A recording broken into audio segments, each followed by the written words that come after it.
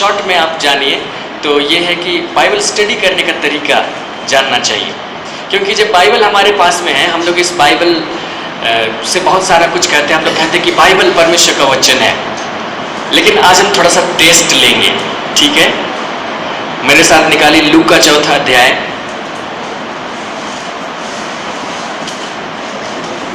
लूका उसका 4था अध्याय। हम लोग कहते हैं कि बाइबल परमेश्वर का वचन है, इसमें परमेश्वर के वचन लिखे हुए हैं, और हम लोग उसके नाम पर हम लोग क्या करते हैं, या कोई रेफरेंस लेता है तो क्या करता है, फलाना पुस्तक, फलाना अध्याय, फलाना पद वो निकालता है और बताता है कि ये वचन है, ये लिखा हुआ है। मैं भी बाइबल में से एक वचन निकाल रहा हूँ, एक पद, और आपसे कुछ सवाल करूँगा, ठीक है? रेडी? 4था अध्याय को देखिए। 4था अध्याय का 3रा पद पढ़िए जरा। 1 2 3। तब शैतान ने उससे कहा, यदि तू परमेश्वर का पुत्र है तो इस पत्थर से कह कि रोटी बन जाए। अब बताइए कि ये परमेश्वर का वचन है कि नहीं? हाँ है? बताइए। यदि तू परमेश्वर का पुत्र है तो इस पत्थर से कह कि रोटी बन जाए। ये परमेश्वर का वचन है कि नहीं? है, लेकिन शैतान ने कहा है। तो अगर शैतान ने कहा है वो परमेश्वर का वचन है, तो शैतान तो और भी बहुत कुछ बोल सकता है। और अगर नहीं है तो इसका मतलब बाइबल में कुछ कुछ पद परमेश्वर के वचन नहीं है। हम लोग परेशानी में फंस गए। तो इसका मतलब ये है कि इस तरह से पद में कुछ लिखा हुआ है वो वचन नहीं है। परमेश्वर का वचन का अर्थ है ये बाइबल एक संदेश देती है, या कोई घटना वहां पर लिखी गई है तो वो घटना एक संदेश देती है, वो संदेश परमेश्वर का वचन है। हालेलुया। वो संदेश परमेश्वर का वचन है। तो यहाँ पर एक संदेश को प्रकट करने के लिए, मतलब एक घटना घटी, उसमें से कुछ संदेश हम ले सकते हैं, कुछ बात हम सीख सकते हैं। वो शिक्षा या वो संदेश जो आ रहा है वो वचन है, और उस संदेश को प्रकट करने के लिए शैतान ने भी कुछ कहा, उसको भी लिखे, मनुष्य ने भी कुछ कहा, उसको भी लिखे, और भी कुछ घटना घटी उसको लिखे, सारी चीज़ों को लिखे। तो ये एक एक वाक्य जो है वो वचन नहीं था, लेकिन सब मिला के जो संदेश निकला वो परमेश्वर का वचन था। उसी प्रकार एक और पद आप निकाल के देख सकते हैं, उत्पत्ति उसका 11वां अध्याय में। एग्जाम्पल के लिए आप इसको देख सकते हैं, उत्पत्ति इसका 11वां अध्याय। आप लोग इस घटना को जानते हैं, जब लोगों ने इकट्ठे होकर सोचा कि हम एक बड़ा मीनार बनाएं, और उन्होंने मीनार बनाने के लिए इकट्ठे होकर कुछ फैसला किया। और इसका 4 पद, उत्पत्ति 11 का 4, यहाँ लिख रहा है, फिर उन्होंने कहा, आओ हम एक नगर और एक गुम्मट बना लें, जिसकी चोटी आकाश से बातें करें। इस प्रकार से हम अपना नाम करें, ऐसा ना हो कि हमको सारी पृथ्वी पर फैलना पड़े। तो हम ये कह सकते हैं उत्पत्ति 11 उसका 4 ये परमेश्वर का वचन है कि नहीं? तो अब आप लोग जान गए, ठीक है, वचन का मतलब क्या होता है, इसलिए आप जवाब दे सकते हैं। लेकिन यहाँ पर कुछ लोग हैं जो इकट्ठे होकर कह रहे हैं कि हम लोग ऐसा करेंगे, जबकि ये इच्छा परमेश्वर के खिलाफ है। परमेश्वर उनको बाद में फूट डाल दिया ताकि वो लोग बिखर जाए। उसकी जो योजना थी या उसकी जो इच्छा थी वो ये थी कि ये फूले फले और संसार में भर जाए, और ये जाना नहीं चाहते थे इकट्ठे होकर रहे, एक ही जगह दबाव बनाए। एक ही जगह दबाव बनाएंगे तो सारे रिसोर्स पर दबाव पड़ेगा। जैसे अभी रांची है ना, सारे लोग बाहर से आकर रांची में बस गए, सब रांची का पानी पी गए, सो रांची में बाहर से पानी भेजा जा रहा है ट्रेन में भर के। तो परमेश्वर की इच्छा थी कि वो बाहर चले जाए, फले फूले पृथ्वी में भर जाए, और वो इकट्ठे होना चाहते थे। लेकिन लोगों ने कहा आओ हम ऐसा ऐसा करें। तो क्या ये पद वचन है? लेकिन ये पद वचन नहीं है, लेकिन उससे एक संदेश आ रहा है, और वो संदेश वचन है। और इसी तरीके से बहुत सारे संदेश यहाँ से आते चले जाएंगे, बहुत सारा संदेश, क्योंकि उत्पत्ति से लेकर प्रकाशित वाक्य तक बहुत कुछ लिखा गया है। अब सब कुछ लिखा गया है तो उसमें अलग अलग संदेश आ सकते हैं, लेकिन सारे संदेश एक दूसरे से जुड़े हुए हैं, और एक दूसरे से ऐसे जुड़े हुए हैं कि कोई संदेश दूसरे संदेश को नहीं काटता है, कोई भी संदेश दूसरे संदेश को नहीं काटता है, और जो पूरा मिला के जो संदेश आता है वही परमेश्वर का वचन है। और जब हम इस तरीके से देखते हैं तो बाइबल एक ही संदेश को देती है, और वो संदेश है यीशु मसीह। इसीलिए जब ये कहते हैं कि आदि में वचन था और वचन परमेश्वर के साथ था और वचन परमेश्वर था, तो हम पूछ सकते हैं कौन सा था? किसी को आप कंफ्यूज करने के लिए पूछिए, बताइए कि आप लूका 4:3 था आदि में, तब शैतान ने कहा उत्पत्ति 11:4 था, नहीं वैसा कुछ नहीं था, लेकिन आदि में यीशु मसीह था। और उस यीशु मसीह के विषय में प्रकट करने के लिए बहुत सारे घटनाओं, इतिहास का सहारा लेना पड़ा, भविष्यवक्ताओं के मुख से कुछ परमेश्वर बोला, गीतों का सहारा लेना पड़ा, पत्रियों का सहारा लेना पड़ा, लोग कुछ बोले उसको लिखना पड़ा। तो ये सब कुछ मिला के उसी के विषय बता रहे हैं, और यही वचन है, यही संदेश परमेश्वर का वचन है।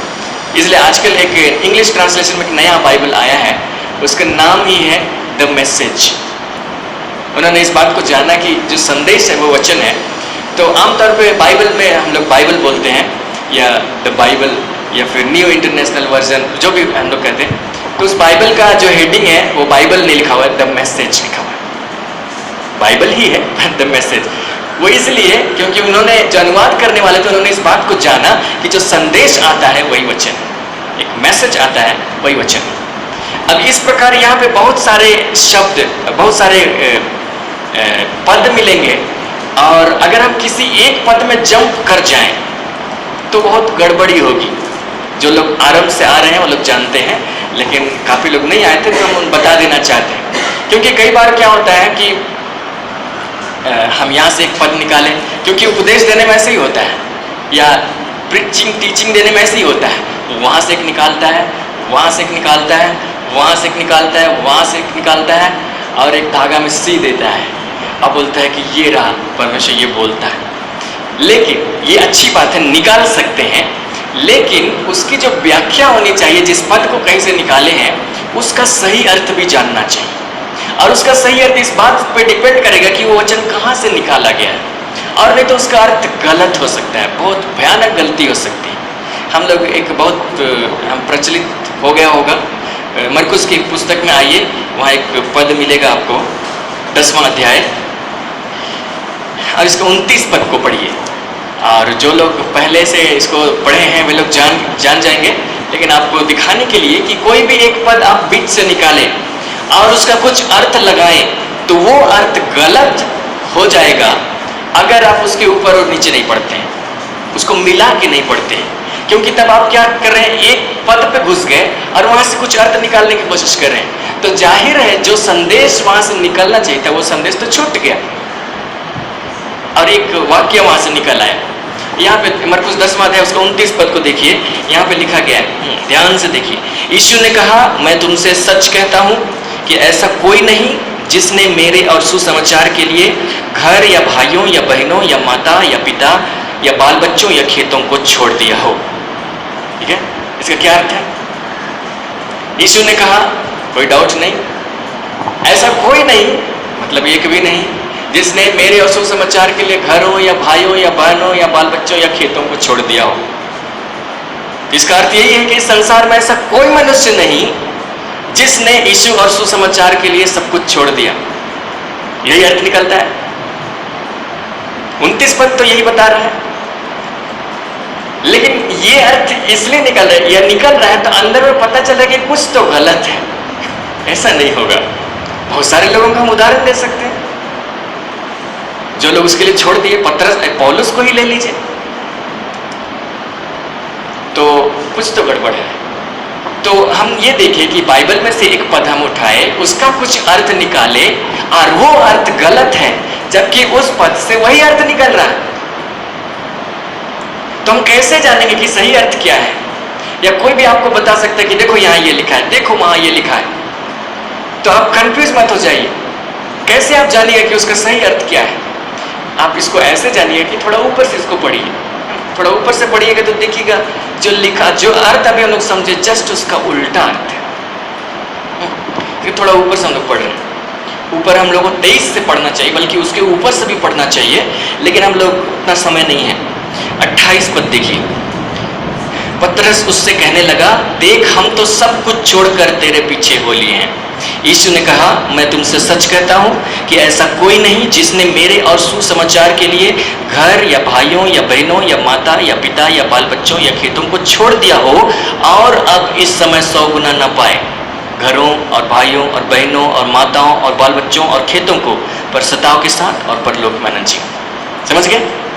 पतरस बोला कि हम लोग तो सब छोड़ के तेरे पीछे हो लिए हैं, और ये सही था। और यीशु कहते कि ऐसा कोई नहीं जिसने छोड़ दिया हो और उसको 100 गुना ना मिले। मतलब जिसने भी छोड़ा उसको 100 गुना मिलेगा। हालेलुया। तो ये इसका अर्थ था। लेकिन अगर बीच से पढ़े तो ये पता चल रहा है कि किसी ने नहीं छोड़ा, तो गड़बड़। वो ऐसा इसीलिए हुआ क्योंकि बीच से पढ़ रहे थे, और ये एक भारी गलती हो जाती है, और ऐसा नहीं करना चाहिए। इसलिए जब भी आपको कोई वचन बताए या आप कोई वचन कोट करें तो आप ये कोशिश कीजिए, मान लिया आप उपदेश देने वाले हैं, आपको प्रीचिंग करना है, तो आप बहुत सारे पदों को उठाएंगे, आपको याद आएगा कि ऐसा यहाँ पे लिखा हुआ है, ऐसा वहाँ पे लिखा है। कोई ज़रूरी नहीं कि जो समझते हैं आप सही समझते हैं उस वचन को लेके, आप वेरीफाई कीजिए, उसके ऊपर नीचे जा करके देखिए कि क्या लिखा हुआ है, क्योंकि ऊपर नीचे आप पढ़ के देखेंगे, कॉन्टेक्स्ट में देखना इसको बोलते हैं, किस संदर्भ में बात की जा रही है। जब उसको देखते हैं तो कुछ और पता चलता है, और वही उसका सही अर्थ होगा, क्योंकि वहाँ पर जिस वाक्य को लिखा गया है वो इसलिए लिखा गया क्योंकि वहाँ पर उस पैराग्राफ में कुछ संदेश देना था, और उस संदेश को देने के क्रम में उसको लिखा गया है, और उस संदेश को रिजेक्ट करके हम बीच से पसंद वाला निकाल लिए और उसको हम जो मर्जी बता दिए तो हम गड़बड़ करेंगे।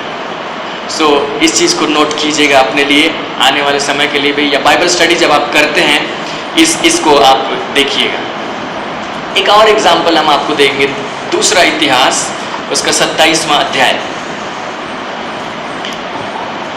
दूसरा इतिहास उसका 27वां अध्याय मिल गया। इसका 1 पद से लेकर 2 पद तक पढ़िएगा।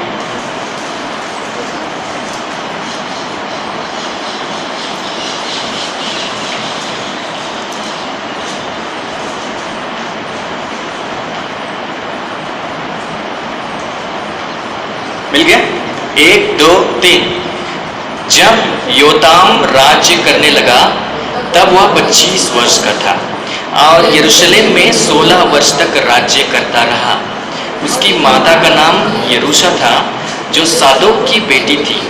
उसने वह किया जो यहोवा की दृष्टि में ठीक है, अर्थात जैसा उसके पिता उज्जियाह ने किया था ठीक वैसा ही उसने भी किया।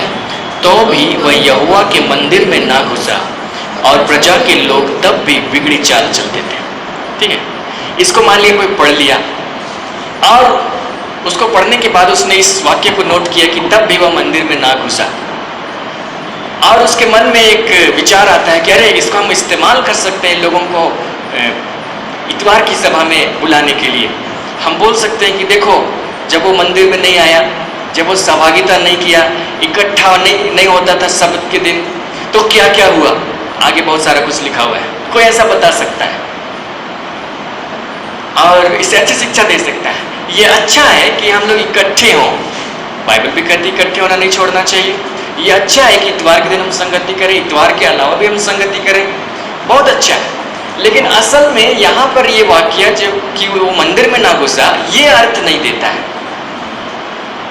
हाँ, और कोई इसका ये अर्थ निकाल के बता सकते हैं आपको कि ये अर्थ है, और जो इस तरीके से करते हैं, एक विचार हम पहले से लेके रखे हैं और एक वाक्य हम वहां से निकाले और उस विचार को उस वाक्य के द्वारा हम प्रमोट किए, तो इसको कहते हैं ऐसे जैसे।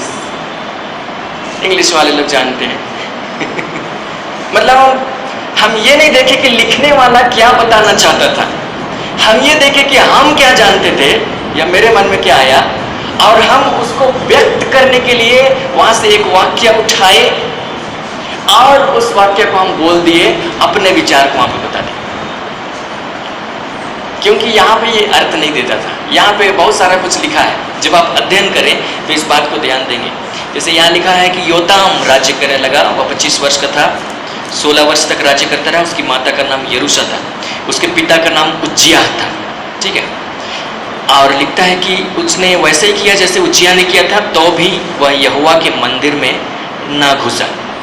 तो जब आप उज्जियाह का जिक्र पा रहे हैं तो आप उज्जियाह के विषय में पढ़िए कि उज्जियाह कौन था या क्या करता था।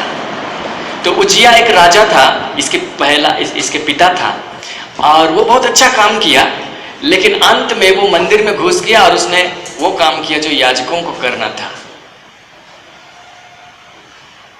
और ये परमेश्वर की दृष्टि में गलत था क्योंकि वो लेवी के वंश से नहीं था। और योताम के विषय में कह रहा है कि वो उज्जियाह के समान मंदिर में नहीं घुसा, मतलब उसने उज्जियाह के समान याजकों के जो काम करना था उसको उसने नहीं किया, मतलब सही काम किया था। बताने वाला उसको ये बता सकते कि उसने गलत किया क्योंकि वो मंदिर में नहीं घुसा, क्योंकि उसने बस एक वाक्य को देखा, बीच में से उठा के पढ़ा। लेकिन जब आप अध्ययन करते हैं तो आप देखिए कि उज्जियाह के समान वो मंदिर में ना घुसा, तो उज्जियाह ने क्या किया था मंदिर में घुस के? उज्जियाह का मंदिर में घुस के याजकों को जो हक था, याजकों को जो करना था, उसको हाथ लगाना गलत था। जैसे कि एक और उदाहरण आप लोग जानते होंगे, जो शाऊल था, शमूएल ने उसको मना किया था कि जब तक मैं ना हो बलिदान नहीं चढ़ाना। तो उसने सोचा मैं राजा हूं, मैं कुछ भी कर सकता हूं, और उसने बलिदान चढ़ा दिया और वो पाप गिना गया। परमेश्वर उसी के कारण उसको छोड़ दिया, उसी के कारण उसको राजा बनने से तुच्छ जाना। तो उसी प्रकार उज्जियाह भी किया था और योताम ने उस गलती को नहीं दोहराया। तो योताम ने अच्छा काम किया था, और ये है जो लिखा हुआ है उसमें से अर्थ निकालना, इसको कहते हैं एक्सेजेसिस।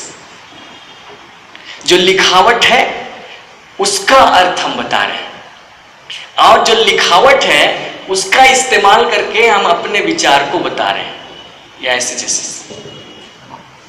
अर्थ समझ रहे हैं फर्क? तो आमतौर पे जो प्रीचिंग होती है या लोग सिखाते हैं वचन में, तो यही करते हैं, ये भूल जाते हैं या फिर ये नहीं बताया गया उनको नहीं करते हैं। और अभी हम लोग देखें कि ऐसा होने से क्या क्या गड़बड़ हो सकता है। तो इसीलिए इनसे बचने के लिए कि हम ये ना करें लेकिन ये करें, इसके लिए हमें क्या करना चाहिए? हमको पढ़ के देखना चाहिए ऊपर से लेकर नीचे तक कि वो क्या कहना चाह रहा है।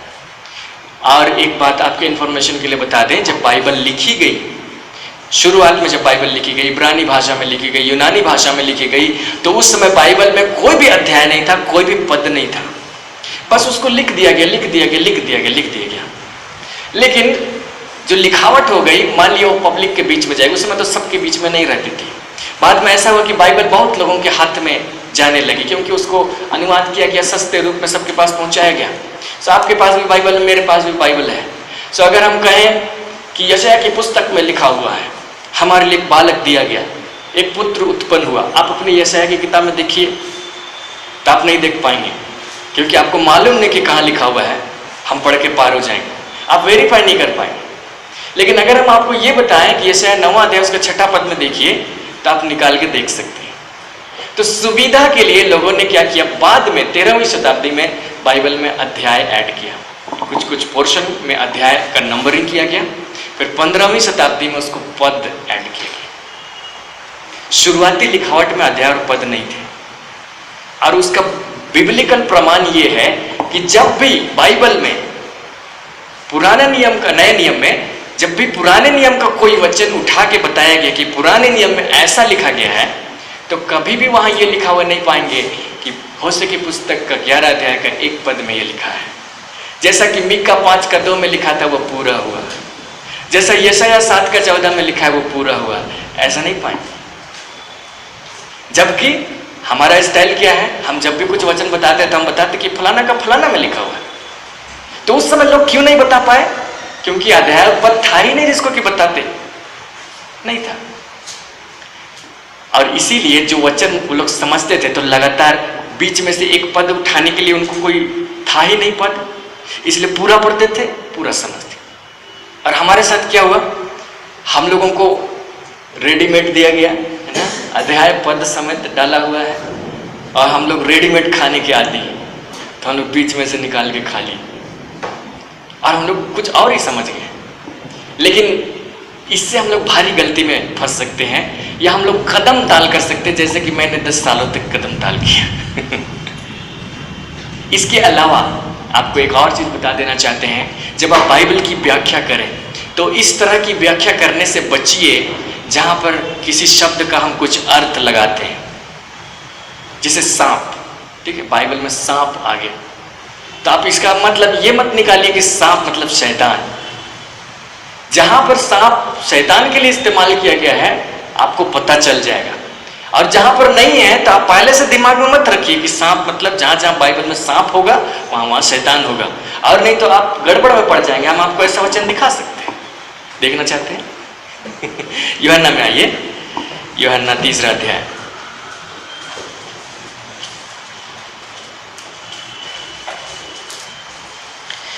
उसका 14 पद।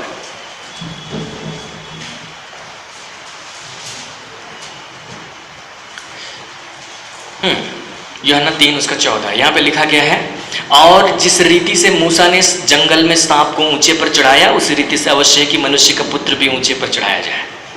तो ऑटोमेटिक सब समझ रहे हैं, यहाँ जो सांप है खुद यीशु मसीह के बारे में प्रकट किया जाए। लेकिन अगर हम पहले ही मन में रख लिए कि सांप मतलब तो शैतान होता है, तो इस पद का अर्थ निकालने में पसीने छूट जाएंगे।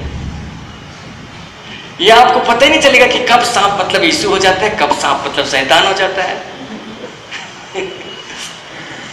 इसलिए पहले से इस तरह का विचार है उसको त्याग दीजिए।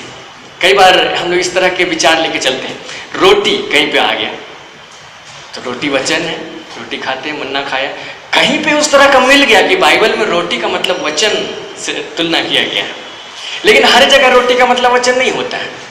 कहीं पे तलवार आ गया, अब इसलिए कि वहां पर आप देखें कि परमेश्वर का वचन तलवार है, आत्मा की तलवार, इसलिए हर जगह जब तलवार आ रहा है तो आप वहां पे वचन को बोल रहे हैं कि वचन के बारे में कह रहे हैं। तो बोलिए, दाऊद को एक विपत्ति मिली थी, श्राप मिला था, तलवार तेरे घर से दूर ना होगी, क्योंकि वो बेत्शेबा के साथ व्यभिचार में फंसा था और उसके पति को मरवा डाला। तो नातान नबी ने आकर के कहा, तलवार तेरे घर से दूर ना होगी। ये तो आशीष थी। वचन रहेगा तो आशीष मिलेगी, लेकिन वहां तलवार का मतलब वचन नहीं था, वहां तलवार का मतलब एक प्रकार की मौत थी, हत्या होती रहेगी। तुम्हारे खानदान में जो वंश में लोग रहेंगे मरते जाएंगे दूसरों की तलवारों से।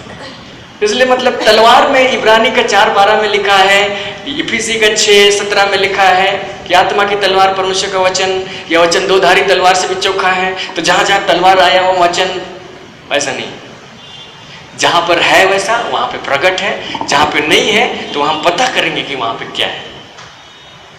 उसी प्रकार जल का कहीं कहीं पे यह अर्थ मिल जाएगा कि जल पवित्र आत्मा के लिए इस्तेमाल किया गया, कहीं पे वचन के लिए इस्तेमाल किया गया, लेकिन हर जगह वैसा नहीं, हर जगह वैसा नहीं। और हर जगह हम उसी को लेके चले जाते हैं, तब फिर हम गड़बड़ी करेंगे। बीज परमेश्वर का वचन है, यीशु मसीह ने कहा उस बीज बोने वाले दृष्टांत में। लेकिन इसका मतलब हर जगह बीज आ जाए तो हम उसको वचन बोल दें तो ये गड़बड़ हो जाएगा। आरंभ में जब परमेश्वर ने सृष्टि को रचा, जब उसने पेड़ पौधों को उगाया तो उसने कहा कि बीज वाले पेड़ उगे। तब इसका मतलब हम ये बता सकते हैं कि पैसे भले ही पेड़ पर नहीं लगते, वचन लगते हैं।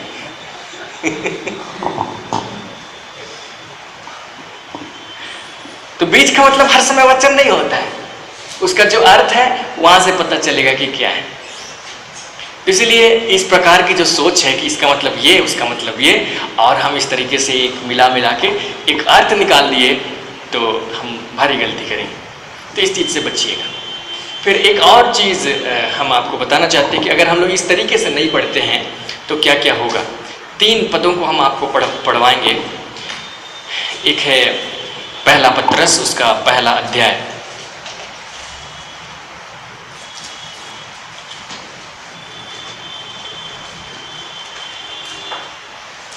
इसका 15 पद। पहला पत्रस पहला अध्याय उसका 15।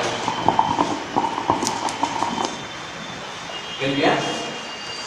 मिल गया तो पढ़ दीजिएगा।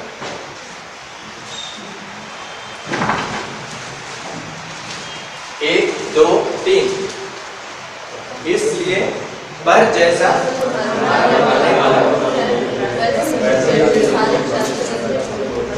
ठीक है, आप समझ गए कि ये क्या लिखा है?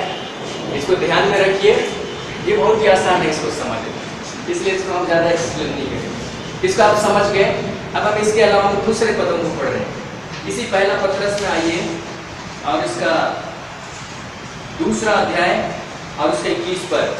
पहला पत्रस दूसरा अध्याय उसका 21 पद मिल गया? 1 2 3। और तुम इसी के लिए बुलाए भी गए हो, क्योंकि मसीह भी तुम्हारे लिए दुख उठाकर तुम्हें एक आदर्श दे गया है कि तुम भी उसके पद चिन्हों पर चलो। तो आमतौर पे जब इस वचन का रेफरेंस दिया जाता है, तो मैंने इस बात को सुना है, इसीलिए हम आपको बता रहे हैं। रेफरेंस दिया जाता है तो यही बताने के लिए दिया जाता है कि जैसे यीशु मसीह पवित्र चाल चलन चलता था, तुम भी उसी के पद चिन्हों पर पवित्र चाल चलन चलो। ठीक है, फिलिपी में भी आइए, दूसरा अध्याय उसका 5 पद। फिलिपी 2:5।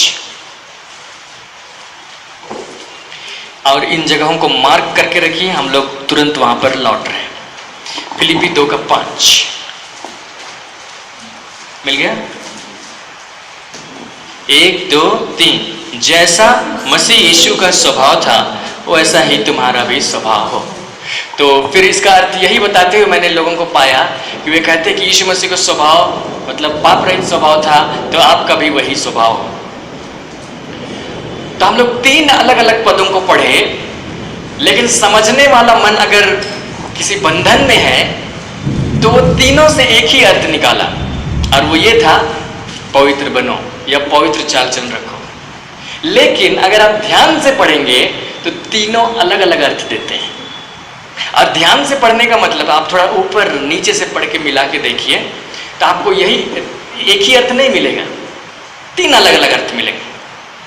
तो अगर आप उस तरीके से नहीं पढ़ते ऊपर नीचे से, बीच बीच से, क्योंकि प्रीचर तो वैसे ही बताता है, बीच बीच से पढ़ते हैं, तो आप बहुत सारे पदों को जानेंगे लेकिन एक ही अर्थ जानेंगे। सो कुल मिला के आपके पास कुछ खास प्रकार की टीचिंग हो जाएगी। उद्धार, आराधना, स्तुति, होली स्पिरिट, और भी कुछ टॉपिक पे कुछ है ना। और उसके बाद 10-12 डॉक्ट्रिन हो जाएंगे। और जब भी आप नया चीज़ पढ़ेंगे या कोई भी चीज़ पढ़ेंगे तो वही घूम के वापस आएगा, आप नया कुछ नहीं सीख पाएंगे। लेकिन जब आप उसको उस तरीके से पढ़ेंगे जिस तरीके से वो लिखा गया है, तो आप वहाँ से देखेंगे कि कुछ नई बातें भी बोली जा रही जो पहले हमारी जानकारी में नहीं थी। और पिछले दिनों जो कुछ हम बता रहे थे वो उसी तरीके से पढ़ने के बाद निकला था, और उसको कोई भी कर सकता है। जब बाइबल के विषय में आमतौर पे लोगों को डरा दिया गया, बोलते हैं कि बाइबल आसानी से समझ में नहीं आएगा, बाइबल ऐसी पुस्तक नहीं है कि तुम कोई भी पढ़ो और उसको समझ जाओ, बाइबल को समझना बहुत हार्ड है, लोगों ने इस तरीके से कह दिया। लेकिन मेरी समझ में ये नहीं आया कि अगर बाइबल ऐसी पहेली है कि परमेश्वर जो उसको सुलझाएगा उसी को इनाम देगा, तो बाइबल दिया क्यों? बाइबल परमेश्वर का वचन है, वो हमें इसलिए दिया गया कि हम साधारण लोग भी उसको पढ़ें तो हम समझ जाएं और जीवन पाएं। लेकिन लोग उसको वैसा एक्सप्लेन करें, लोग उसको बता रहे कि नहीं समझ पाओगे, अब पहले ही दिमाग में रख लिए कि नहीं समझ पाएंगे। और दूसरी बात, कोई बता भी नहीं रहा है कि पढ़ो कैसे, क्योंकि जो बोल रहा है नहीं समझ पाओगे वो खुद ही नहीं समझता है। तो पढ़ने का तरीका भी नहीं मालूम है तो वाकई में नहीं समझ में आएगा। इसलिए बहुत लोगों की कंप्लेन है कि हम लोग नहीं समझ रहे, बाइबल पढ़ते समझ में नहीं आया, क्योंकि उनको तरीका बताया नहीं गया कि पढ़िए कैसे। तो आप तरीका जान जाएंगे तो ऑटोमेटिक आप समझने लगेंगे। क्योंकि ये जो बाइबल है उस तरीके से नहीं लिखी गई जैसे कि हमारे देश में जो ग्रंथ सब लिखे गए, यहाँ वेद जो लिखे गए या जो लिखे गए उनके तरह से नहीं है कि एक श्लोक का दूसरे श्लोक से कोई नाता रिश्ता नहीं है। यहाँ पे अग्नि के लिए बोला तो यहाँ वायु के लिए बोला, यहाँ सोम रस के बारे में लिखा है। तो तीनों के बीच में, तीनों में कोई इंटरकनेक्शन है ही नहीं, इसलिए बीच से एक श्लोक निकालिए तो आप उसका गलत अर्थ नहीं निकालेंगे, वही अर्थ होगा। लेकिन बाइबल ऐसी नहीं लिखी गई। बाइबल ऐसे लिखी गई जैसे कि हम लोग कहानी भी पढ़ते हैं या कोई घटना पढ़ते हैं। एक बार मुझे याद है, मज़ेदार लगा था मुझे, हम लोग एक गांव में प्रचार करने के लिए गए थे। हमारे साथ में जो समीर भाई आते हैं, हम लोग उनके साथ में गए थे और वहाँ पे वो मुंडारी गांव था। तो मुंडारी गांव होने की वजह से वहाँ पे हिंदी में प्रचार करने से आधे लोग समझेंगे, हमने ये सोचा इसलिए अनुवाद करने का सोचा। तो उस दिन समीर भाई का मैसेज था, ठीक है। सो वो हिंदी में बोल रहे थे और मैं मुंडारी अनुवाद कर रहा था। तो अनुवाद करने से बहुत गैप हो जाता है, क्योंकि ये हिंदी में एक वाक्य बोलते हैं, फिर उसको मुंडारी में अनुवाद करेंगे, फिर ये हिंदी में बोलेंगे, फिर अनुवाद करेंगे, बहुत गैप हो जाता है। तो उनका जो मैसेज था, उसका मैसेज का जो अर्थ था, पूरे मैसेज का जो अर्थ था वो ये है, जो बाइबल आपके पास है आप उससे पढ़िए, क्योंकि ये परमेश्वर का वचन है, विश्वास कीजिए और इस पर चलिए। यही उनका मैसेज का अर्थ था।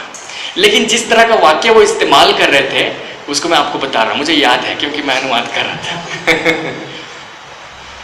ये बाइबल बिल्कुल बेकार है, फिर उसका मुंडारी, इस बाइबल से कुछ लाभ नहीं, फिर उसका मुंडारी, यदि आप इसे नहीं पढ़ते और इसके अनुसार नहीं करते, फिर उसका मुंडारी। ठीक है। तो मैं अनुवाद कर रहा था और मेरे मन में ख्याल आ रहा था, बगल में अगर कोई रोड है वहां से कोई जा रहा होगा, और अगर वो इतना सुन के चला गया ये बाइबल बेकार है, तो जाके बताएगा कि वो लोग आते हैं और क्या क्या बोलते हैं। इसी को अगर ये इस उपदेश को अगर कोई लिख दे, ठीक है, तो बोलेंगे समीर भाई का प्रवचन उसका 2 अध्याय उसके 15 पद में लिखा है बाइबल बेकार है, बाइबल से कुछ लाभ नहीं। 16 पद में लिखा है, 17 पद को छोड़ देंगे और बोलेंगे समीर भाई का कहना है कि बाइबल बेकार है। तो समीर भाई को जब मालूम होगा तो उसको क्या बीतेगा, बहुत तकलीफ होगा। हम जो बताना चाहते थे उसको लोग नहीं समझे, बल्कि उल्टा समझे, कुछ और समझे। उसी तरीके से बाइबल भी है, परमेश्वर कुछ बताना चाहता है और हम उसको बीच से सुन लेते हैं एक वाक्य और चले जाते हैं, और उसके बाद जो हम समझते हैं उससे परमेश्वर को तकलीफ होती है। क्योंकि हम कुछ और समझ लिए। तो इसीलिए इन 3 पदों से हम लोग देखेंगे कि ये 3 पद क्या बता रहे हैं।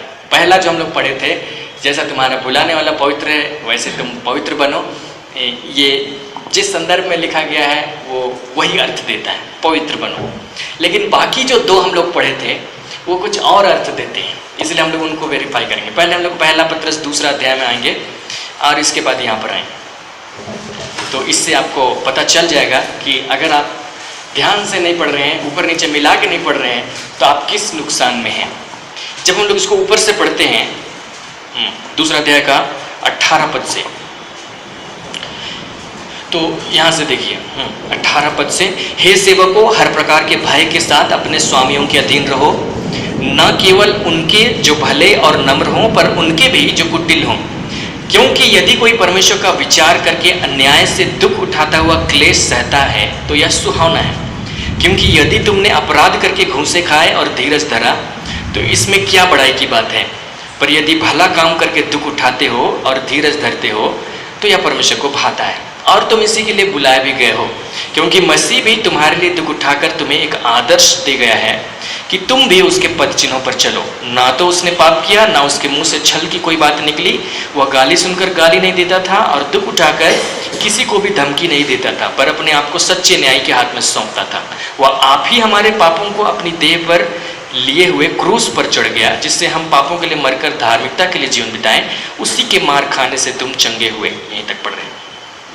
तो यहाँ पे जो पैराग्राफ है वो इस बात को बता रहा है कि आप अच्छा काम करते हैं, आप सही रहते हैं, आप कोई गलत काम नहीं किए, फिर भी लोग आपको सताते हैं, फिर भी आप दुख उठाते हैं, तो आपको क्या करना चाहिए। आपका जो बॉस है, आपका जो स्वामी है, वो बुरा है, इसलिए वो आपको तकलीफ दे रहा है, आपको जबरदस्ती काम करवा रहा है। उस मतलब गुलामी की प्रथा थी, इसलिए स्वामी जो वहाँ पर आ रहा है उसका मतलब नीचे वो गुलाम क्रिश्चियन हो चुका है, उसका स्वामी क्रिश्चियन नहीं, तो उसको जो चाहे सो करा रहा है। ऊपर से अगर जान गया कि ये क्रिश्चियन है तो और ज़्यादा सता रहा है। तो वो अच्छा है, वो अच्छा बन गया, वो पवित्र चाल चलने की कोशिश कर रहा है, सब कुछ ठीक करने की कोशिश कर, इसके बावजूद उसके जीवन में सताते हैं। तो उसको पतरस लिखता है कि तुम इसको उसी ढंग से लो जैसे कि यीशु मसीह ने किया। उसने भी कोई गलत काम नहीं किया, उसको भी लोगों ने सताया और उसने सह लिया। बल्कि उसने इसलिए सहा कि जो व्यक्ति सता रहा है उसकी कुछ भलाई हो जाए। हमने देखा कि उसके वो मर गया, पापों के लिए मर गया ताकि हम धार्मिकता के लिए जीवन बिताएं। तो जो व्यक्ति उसको मार रहे थे, जो उसको क्रूस पर ठोंक रहे थे, जो उसको भाले से बेध रहे थे, जो उसको मुकुट पहना रहे थे, ठट्टे उड़ा रहे थे, क्रूस पर चढ़ाव बोल रहे थे, उन्हीं लोगों को धार्मिकता देने के लिए यीशु मसीह मरे और उन्हीं लोगों को चंगाई देने के लिए यीशु मसीह ने कोड़े खाए।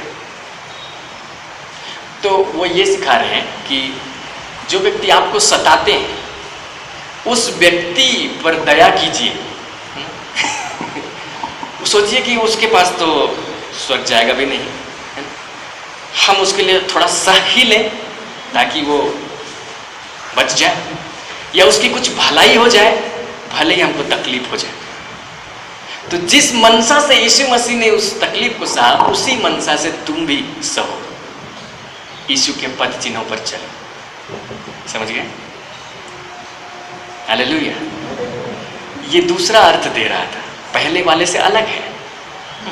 और यहाँ पर एक, मैंने जब इसको स्टडी किया तो यहाँ पे लिखा है सुहावना है, 19 पद का आखिरी लाइन। और यहाँ पे अन्याय से दुख उठाते हुए क्लेश सहता है, तो ये सुहावना है, ऐसा लिखा है। तो इंग्लिश में उसके लिए लिखा है केजेवी में, this is acceptable with God. Acceptable के लिए जो शब्द है, मुझे उसका ग्रीक वर्ड जाना पहचाना हुआ लगा। मैंने उस पर नजर डाला तो लगा कि ये वर्ड तो हम जानते हैं। तो हम उसको क्लिक करके देखें तो ग्रीक वर्ड था कैरिस। कैरिस का मतलब होता है अनुग्रह। तो उस हिसाब से, उस कैरिस का मतलब होता है अनुग्रह, तो उस हिसाब से इसका अनुवाद ये होगा, यदि तुम अन्याय करके, अन्याय से दुख उठाते हुए क्लेश सहते हो, तो यह परमेश्वर के साथ अनुग्रह है। इसका मतलब जैसे यीशु मसीह ने दुख उठा करके दुख उठाने वाले के ऊपर अनुग्रह किया, वैसे ही तुम भी दुख उठा करके उस पर अनुग्रह करो जो तुमको अन्याय करता है। हालेलुया। और इस मनसा को ले लो। तो ये है इसका अर्थ कि तुम इसी के लिए बुलाए भी गए हो, अनुग्रह करने के लिए, क्योंकि मसीह भी दुख उठाकर तुम्हारे लिए एक आदर्श दे गया कि तुम भी उसके पद चिन्हों पर चलो। दुख उठाकर उसने अनुग्रह किया। हम लोग अनुग्रह के विषय में बात करते थे, हम लोग अनुग्रह का हमेशा एक फेज जानते हैं। उसका एक फेज ये, एक पहलू ये है कि हम उस चीज को पाते हैं जिसके हम लायक नहीं। इंग्लिश में कहते हैं अनमेरिटेड फेवर। जिसके हम लायक नहीं थे उस चीज को हमने पाया। लेकिन ये अनुग्रह का एक पहलू है। कोई भी चीज इस संसार में मुफ्त नहीं है, इस ब्रह्मांड में मुफ्त नहीं है। अगर आपने इसको मुफ्त में पाया तो किसी ने तो कीमत चुकाया। और हमारे केस में जब हम अनुग्रह पाते हैं, अगर वो उद्धार है, अगर वो चंगाई है, आशीष है, किसी ने तो इसके लिए कीमत चुकाया, और वो व्यक्ति खुद है यीशु मसीह। ठीक है।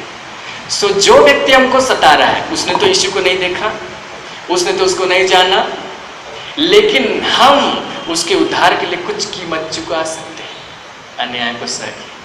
यीशु मसीह ने कैसे उस कीमत को चुकाया? कोड़े खा के, क्रूस पे मर के। सो जिस मनसा से यीशु मसीह ने उस दुख को उठाया, सेम मनसा अपने लिए ले लीजिए, तब ये हुआ उसके पद चिन्हों पर चलना। यहाँ उसका ये अर्थ है। लेकिन अगर हम इस गहराई में नहीं गए, पूरा ऊपर नीचे नहीं पढ़े, तो हम क्या समझे? जैसे यीशु मसीह पवित्र चाल चलन चलता था, वैसे ही तुम भी पवित्र चाल चलन चले। लेकिन अभी हम लोग देखिए कि इसका अर्थ कितना अलग है। तो मिस मत कीजिए, बहुत सारी बातें वहाँ पर लिखी। अब हम लोग आएंगे फिलिपी दूसरा अध्याय और उसका 5वां पद। हम लोगों ने देखा कि यहाँ लिखा है, जैसा मसीह यीशु का स्वभाव था वैसा ही तुम्हारा भी स्वभाव हो। तो आमतौर पे जो बताया जाता है वो यही है कि जैसा यीशु मसीह पवित्र था, तुम भी पवित्र बनो। लेकिन जब आप ऊपर से पढ़ेंगे तो पता चलेगा कि कुछ और बात को बोल रहा है।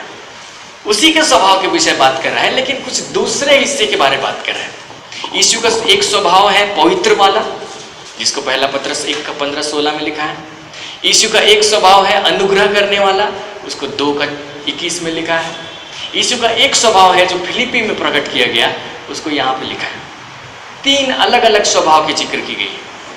लेकिन अगर हम ध्यान से नहीं पढ़े तो सब जगह से एक ही समझे और बस हम उतना ही में रह गए। हमारा प्रचार भी सीमित हो गया, हमारी समझ भी सीमित रह गई, और हम बहुत चीज़ों को खो दिए। हम लोग इसको वेरीफाई करते हैं। दूसरा अध्याय 1 से, अतः यदि फिलिपी 2 का 1 से, अतः यदि मसीह में कुछ शांति और प्रेम से ढाढ़स और आत्मा की सहभागिता और कुछ करुणा और दया है, तो मेरा यह आनंद पूरा करो कि एक मन रहो और एक ही प्रेम, एक ही चित्त और एक ही मनसा रखो। विरोध या झूठी बड़ाई के लिए कुछ ना करो, पर दीनता से एक दूसरे को अपने से अच्छा समझो। हर एक अपने ही हित की नहीं वरन दूसरे के हित की भी चिंता करे। जैसा मसीह यीशु का स्वभाव था वैसा ही तुम्हारा भी स्वभाव हो, जिसने परमेश्वर के स्वरूप में होकर भी परमेश्वर के तुल्य होने को अपने वश में रखने की वस्तु न समझा, वरन अपने आप को ऐसा शून्य कर दिया और दास का स्वरूप धारण किया और मनुष्य की समानता में हो गया और मनुष्य के रूप में प्रकट होकर अपने आप को दीन किया और यहाँ तक आज्ञाकारी रहा कि मृत्यु, हाँ क्रूस की मृत्यु भी सह ली।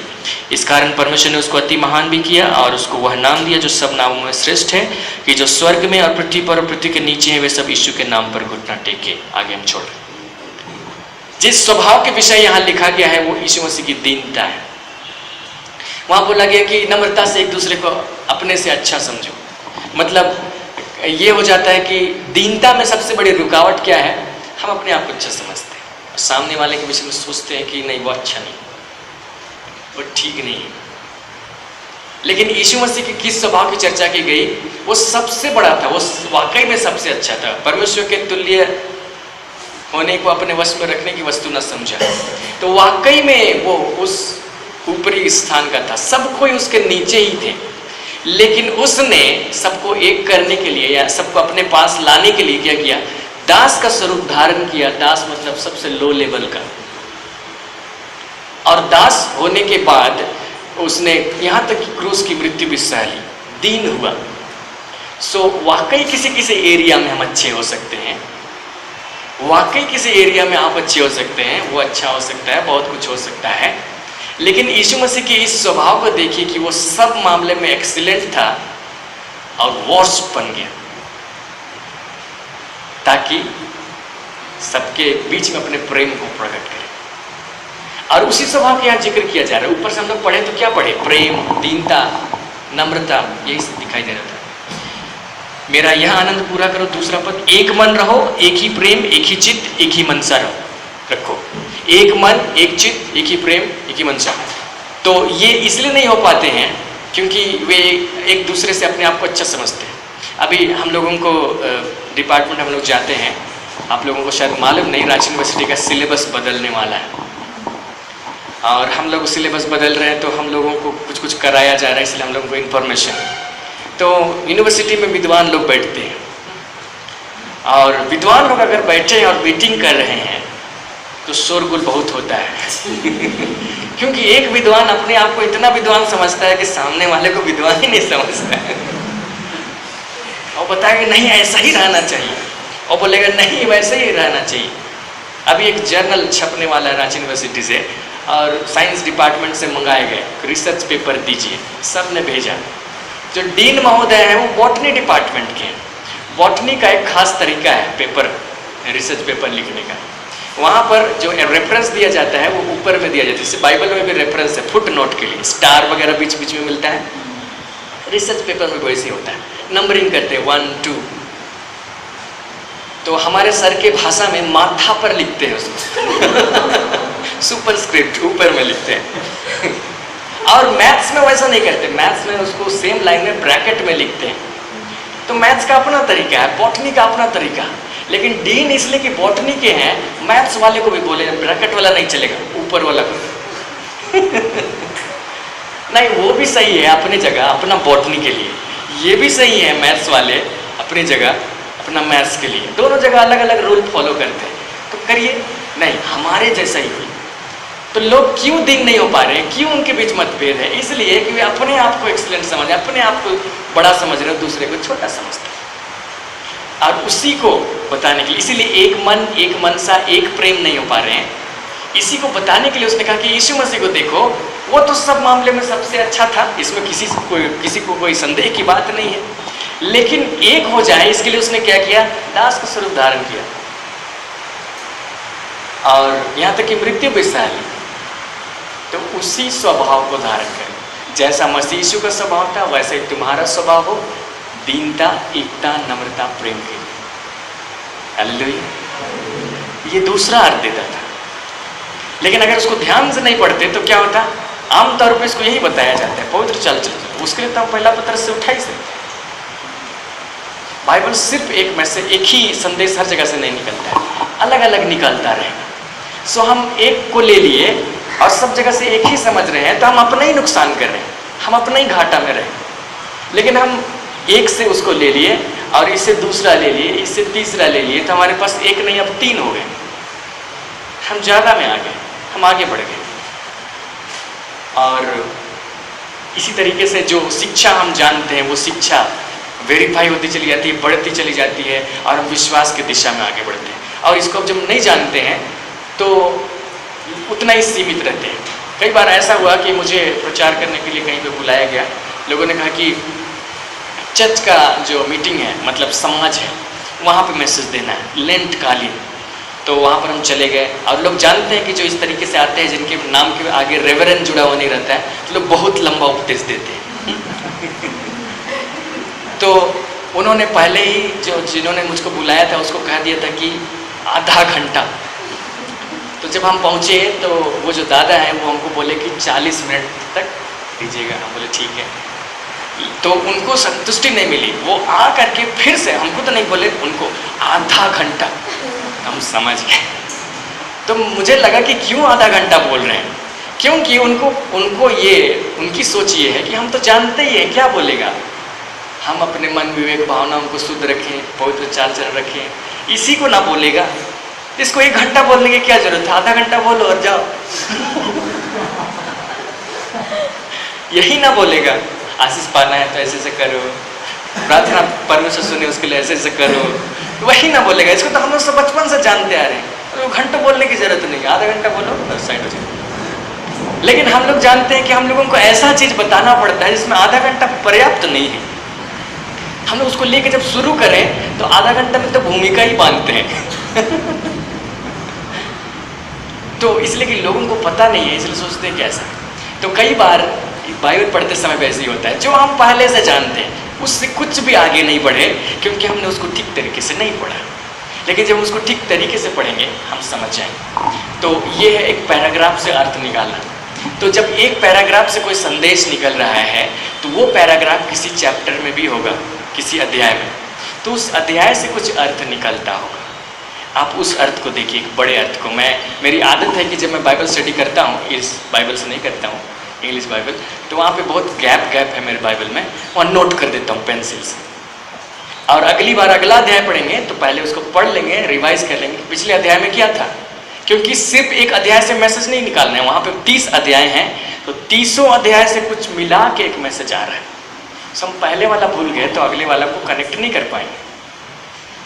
उसके साथ कनेक्ट किया। इसी प्रकार बाइबल की हर एक पुस्तक से एक मैसेज निकला, कुछ तो मैसेज निकला, और हर एक पुस्तक से मिला करके एक बड़ा मैसेज निकला।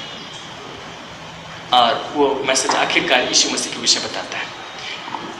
और एक और चीज़ हम बता देना चाहते हैं, कई बार हम यहाँ से बोलते हैं तो हम किसी शब्द के पीछे पड़ जाते हैं, ये शब्द ये बोलता है, ऐसा शब्द दूसरी जगह ये मिलेगा, या ग्रीक में उसका ये अर्थ है।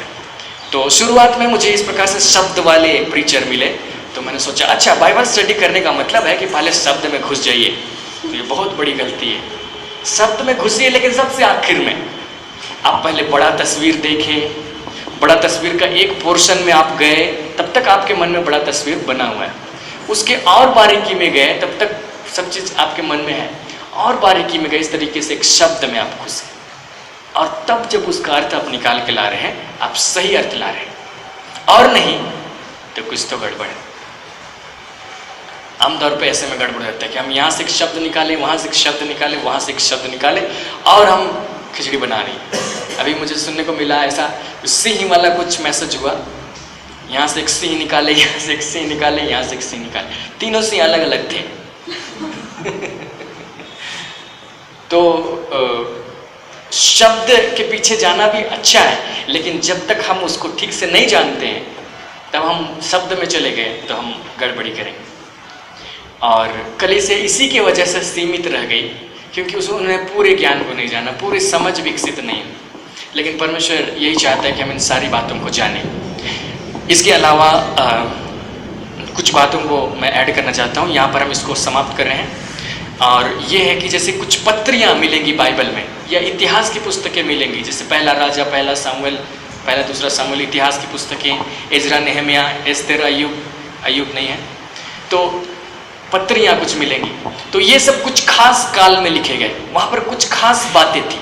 जैसे आपको यशायाह की पुस्तक आप खोलना शुरू कीजिएगा तो वहाँ पर लिखेगा फलाना फलाने राजाओं के दिनों में इसको लिखा गया, ठीक है। या आप किसी दूसरे भविष्यवक्ता की पुस्तक को निकालिए तो वहाँ पर आपको कुछ राजाओं का जिक्र मिलेगा। तो इसका मतलब है, उसको देने का अर्थ यही है कि आप उस बैकग्राउंड को देख सके कि वहाँ पर हो क्या रहा था, उन राजाओं के दिनों में चल क्या रहा था। सो उन राजाओं का जिक्र है तो आप राजाओं का रेफरेंस लेके राजा में उसको ढूंढिए, इतिहास में उसको ढूंढिए, इतिहास की पुस्तक, पहला इतिहास, दूसरा इतिहास, कहीं तो मिलेगा, उसको ढूंढिए और उन राजाओं का जिक्र पढ़िए कि उन राजाओं ने कैसे शासन किया। वहाँ बताया गया होगा उन्होंने अच्छा किया, बुरा किया, कैसा किया। और उस दरमियान वहाँ पर एक भविष्यवक्ता था और उस भविष्यवक्ता ने भविष्यवाणी की।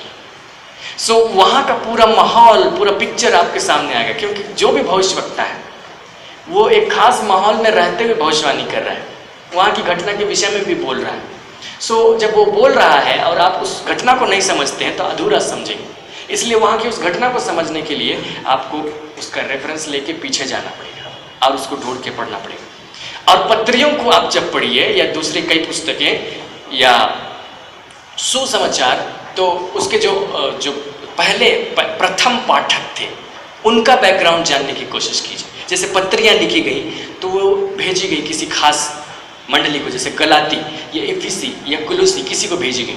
तो पत्रियों को इस रूप में नहीं लिखा गया कि पौलुस को लगा होगा कि परमेश्वर का वचन लिखना चाहिए, सो उसने प्रार्थना किया मुझे वचन लिखने में मदद कीजिए और फिर वो लिखना शुरू किया। ऐसा नहीं, वहाँ भले ही लिखा है कि हर एक संपूर्ण पवित्र शास्त्र परमेश्वर की प्रेरणा से रचा गया, जरूर लिखा गया, लेकिन जब वे लिख रहे थे तो उनको मालूम नहीं था कि पवित्र शास्त्र का ये एक हिस्सा बनेगा। इसलिए कई बार आप ये लिखा हुआ पाएंगे पौलुस की पत्रियों में, मैं ऐसा कहता हूँ, मैं तुमसे ये कहता हूँ, मैं ये कर रहा हूँ, क्योंकि वो उन लोगों को टारगेट कर रहा है जो वहाँ के ग्रुप हैं, जैसे फिलिपी के लोग हैं या एफिसी के लोग हैं, उनसे बात कर रहा है। और लिखते समय वे लोग उनके ध्यान में हैं, तो उनकी कुछ समस्या होगी, उनकी कुछ ज़रूरत होगी जिसको ध्यान में रखते हुए लिख रहा है और उसको लिख करके भेजता है ताकि वो अपनी तात्कालिक ज़रूरत में उससे लाभ पाएँ। तो जब आप उस घटना को नहीं जानते हैं जो वहाँ पर हो रही है, या उस सिचुएशन को नहीं जानते हैं, तो आप फिर तोड़ मरोड़ कर सकते हैं वचन को। सो कई बार हम लोगों के पास जो बाइबल है उसमें पृष्ठभूमि दिया गया है, बैकग्राउंड, भूमिका थोड़ा सा पत्रियों के पहले या किसी पुस्तक के पहले, आप उसको पढ़ेंगे तो आपको मदद मिलेगी। या फिर आप उसको ना भी पढ़ें तो पूरी पत्री को इस उद्देश्य से पढ़ सकते हैं कि क्या सिचुएशन रहा होगा। आप उसको पढ़ेंगे तो खुद भी क्लियर हो जाएंगे कि ये सिचुएशन था। जब वो सिचुएशन क्लियर हो गया तो आपको पत्री भी क्लियर हो जाएगी, संदेश भी क्लियर हो जाएगा। और व्याख्या करते समय एक और मिस्टेक लोग करते हैं, इसको मत दोहराइएगा, वो ये है कि अगर कोई भी अर्थ प्राथमिक श्रोताओं के लिए फिट नहीं है तो उसके बाद के श्रोताओं के लिए भी सही नहीं है। इसका मतलब जैसे पत्रियां जो भेजी गई या कुछ संदेश भेजा गया, कुछ लिखावट भेजी गई, तो उसके लिए फर्स्ट ऑडियंस थे। जैसे कि मान लिया कुरिन्थ है, तो कुरिन्थ में कुछ समस्या चल रही थी तो पौलुस ने एक चिट्ठी भेजा, तो सबसे पहले पत्री कुरिन्थ के सिचुएशन के मुताबिक लिखी गई। सो अगर हम उसका कुछ अर्थ निकाल रहे हैं लेकिन वो कुरिन्थ के सिचुएशन में फिट नहीं है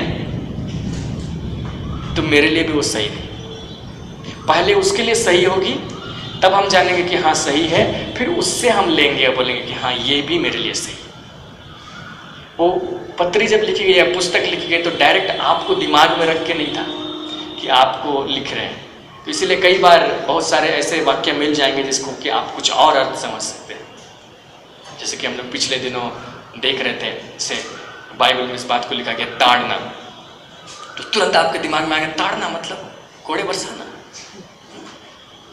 वगैरह वगैरह, तो आपके दिमाग में आ जाएगा, उसके हिसाब से आप व्याख्या करेंगे।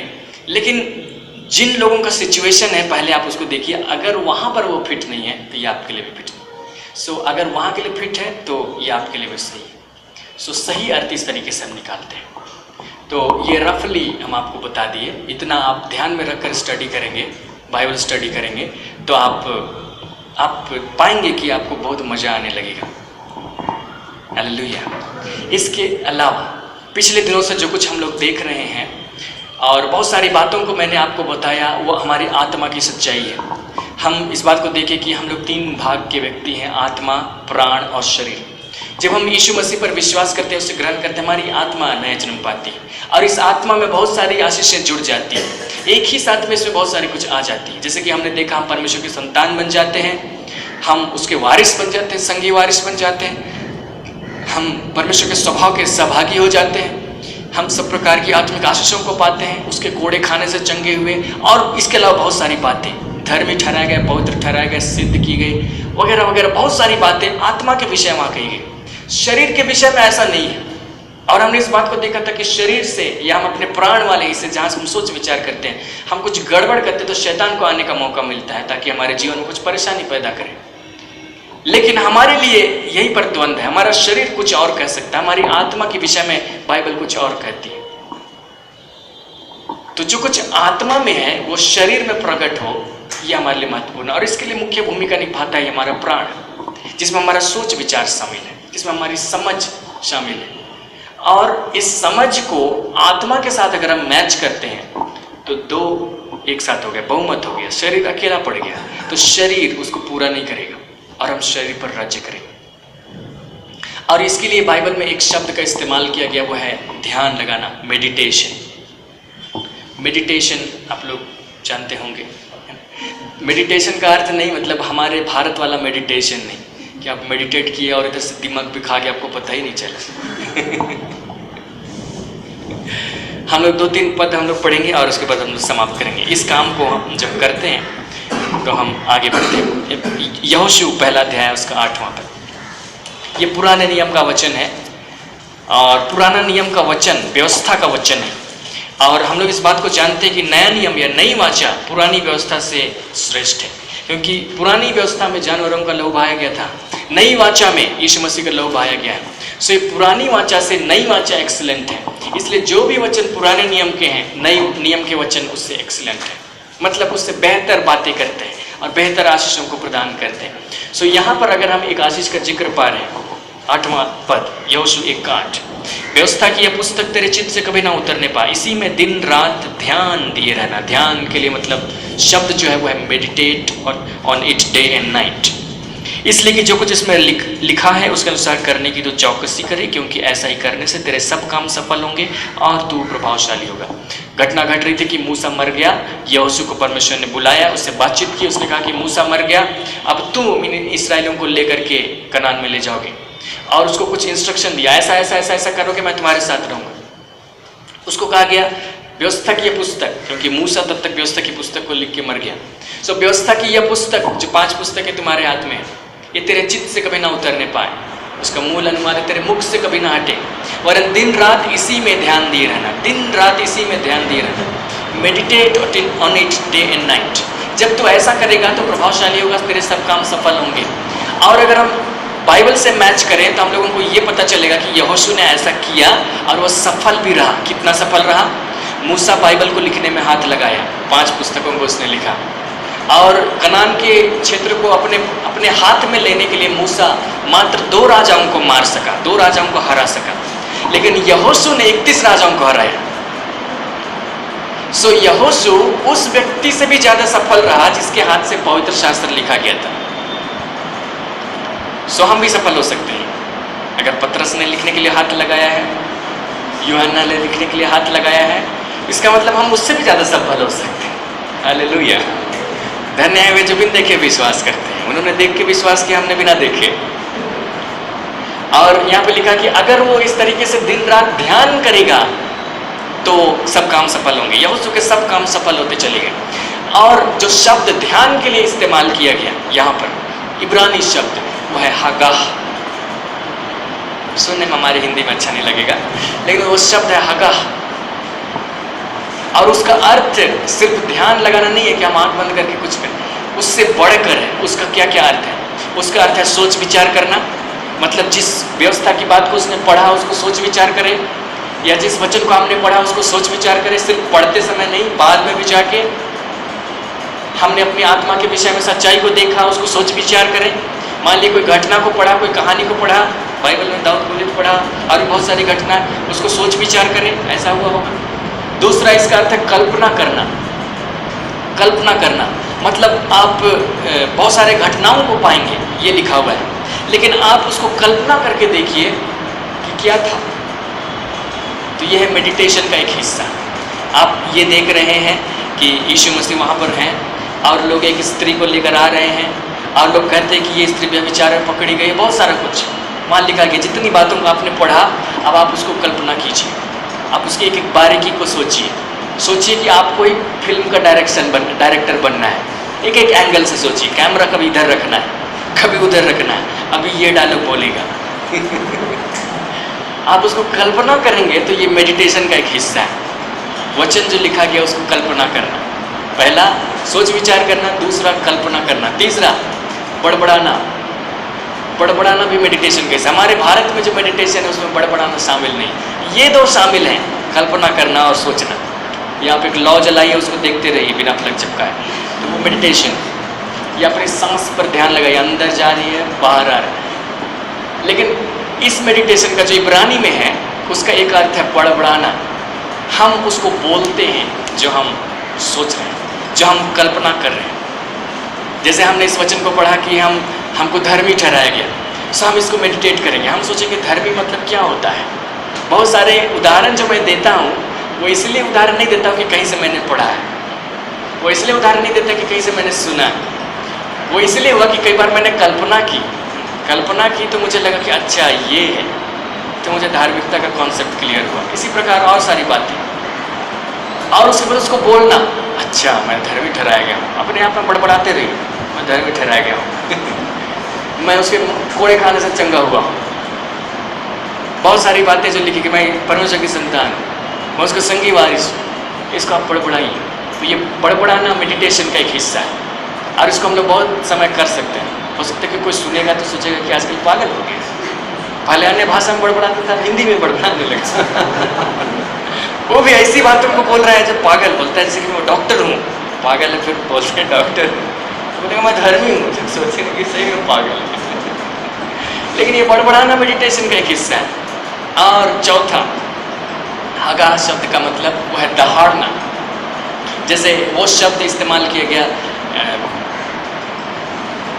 सिंह तब तक नहीं दहाड़ता जब तक वो शिकार को ना पकड़ ले। या जो आमोस की पुस्तक में लिखा है, वहाँ पर जो दहाड़ना शब्द है या गुर्राना शब्द है, वो मेडिटेट करने के लिए जो शब्द हगा, सेम शब्द इस्तेमाल किया गया। मतलब हम उसको जोर से बोलते हैं, कॉन्फिडेंटली दहाड़ते हैं, बोल्डली। हम इतना उसको अपने अंदर घुमाएं, इतना विचार किए, इतना अधिक हम उसको सोचे कि अब हम उसको जब बाहर बोल रहे हैं तो हम उसके लिए शर्मिंदा नहीं है। हम उसके लिए ये नहीं सोच रहे कि कोई सुनेगा तो क्या सोचेगा, या पता नहीं होगा कि नहीं होगा। हमको इतना अंदर में घुमाए कि हम उसी माहौल में आ गए। मान लिया हमको ऐसा लगा कि दाऊद और गोलियत के बगल हम ही हैं, गोलियत के सामने हम ही हैं और हम ही दहाड़ के बोल रहे हैं। यह दहाड़ना, सोच विचार करना, कल्पना करना, बड़बड़ाना और दहाड़ना, ये मेडिटेट के लिए शब्द। और सो अगर यहोशू ऐसा करता तो वो सफल रहता, और यहोशू सफल है। और हमारे लिए भी सेम चीज़ को नए नियम में बोला गया है। हम लोग याकूब में आएंगे, पहला अध्याय,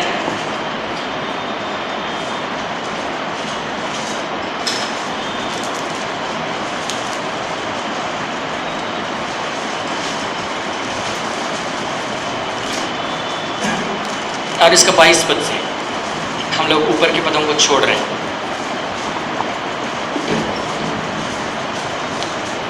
यहाँ लिखा है याकूब 1:22 है, परंतु वचन पर चलने वाले बनो और केवल सुनने वाले ही नहीं जो अपने आप को धोखा देते हैं। आमतौर पे इस वचन को उठाया जाता है और यही बोला जाता है कि जो वचन बोला गया उस पर चलने वाले बनो।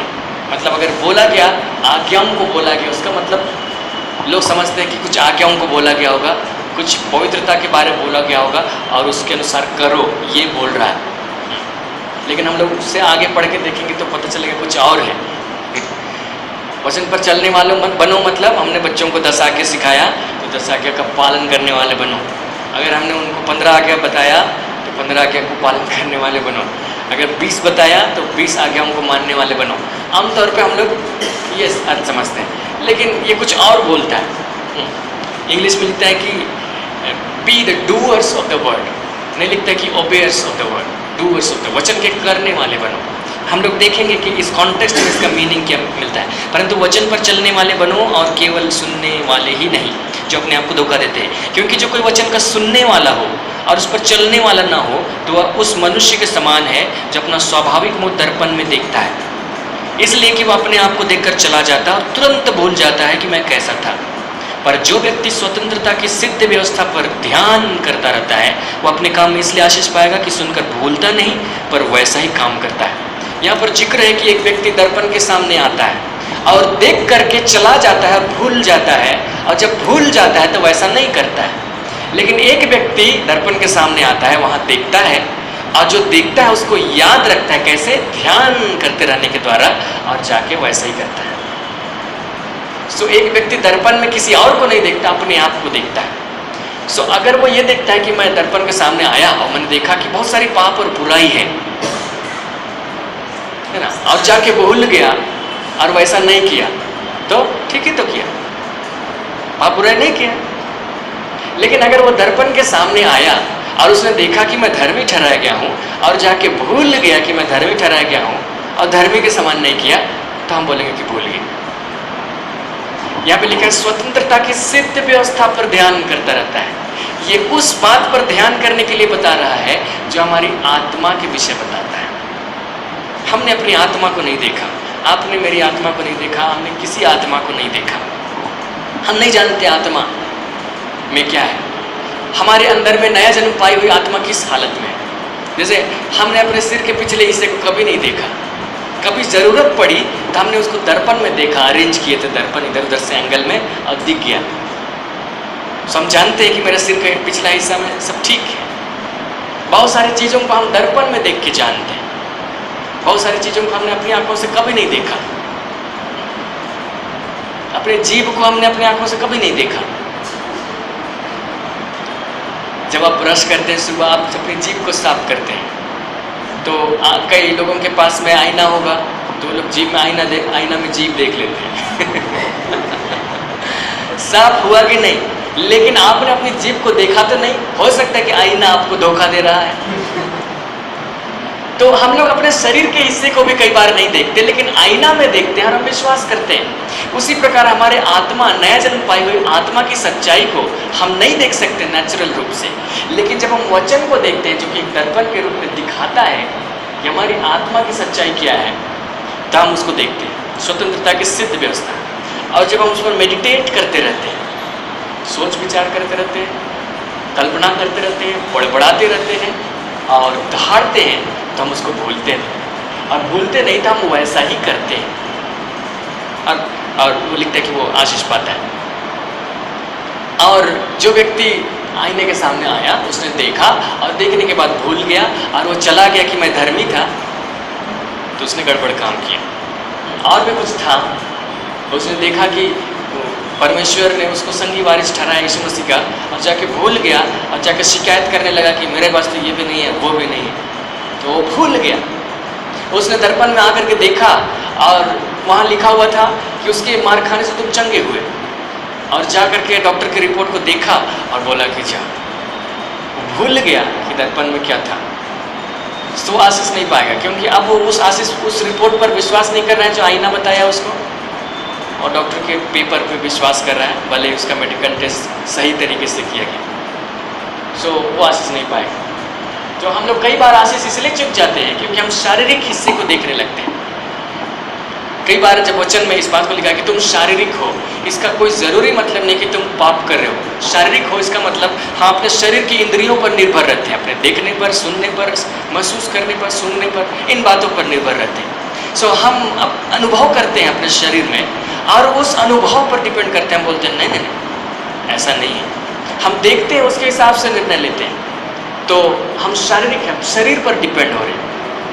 लेकिन आत्मा कुछ और बातों को अगर बोल रही है जो शरीर की बातों से अलग है, तो हम अपने प्राण को आईने में देखकर आत्मा के साथ सहमत करेंगे। और जब ये दोनों सहमत हो जाएंगे तो शरीर को भी मानना पड़ेगा। शरीर अगर बीमार है तो उसको ठीक होना पड़ेगा, और अगर कुछ दूसरी बातें हैं, मान लीजिए पाप भी शामिल होता है, तो उसको भी हम रिजेक्ट कर सकते हैं और उस तरीके से हम विजयी होकर आगे बढ़ सकते हैं। तो ये मेडिटेट करना हमारे जीवन का एक महत्वपूर्ण हिस्सा है।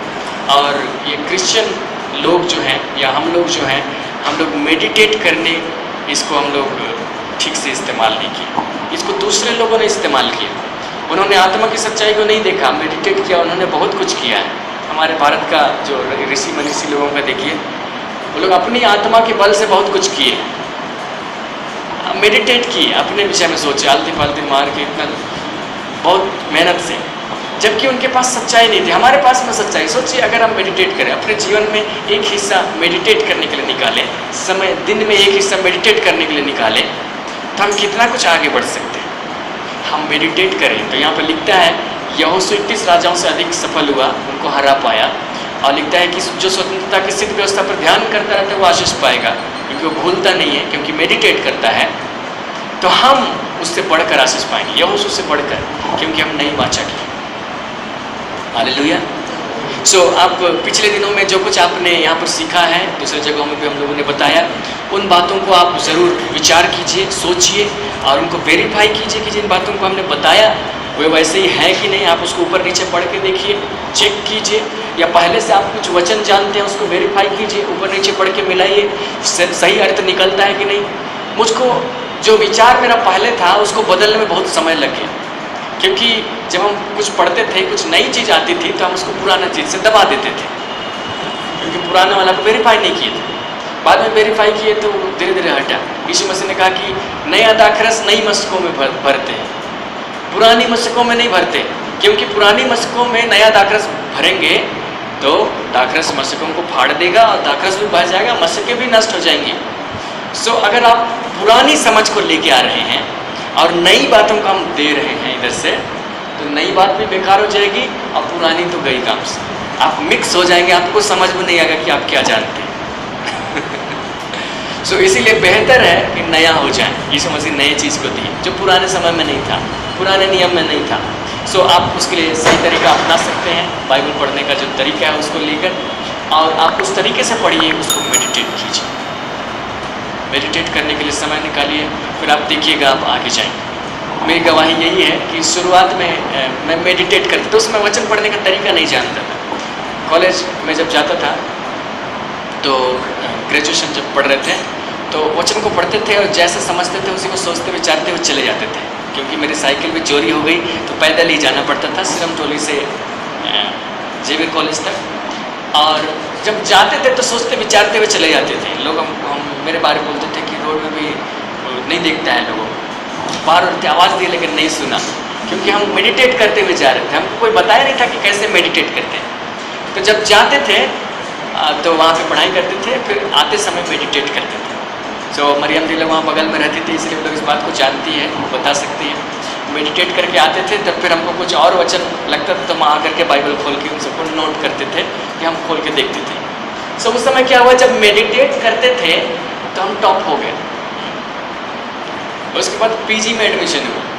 पीजी में जब एडमिशन हुआ तो बहुत पढ़ाई होने लगी, सुबह 10:30 बजे से शाम को 3:45 बजे तक, और उसके अलावा थोड़ी एक छोटी सी सेवकाई को शुरू किया हर शाम एक व्यक्ति, और उसके बाद ज़्यादा थकान हो गया, मेडिटेट करना कम हो गया।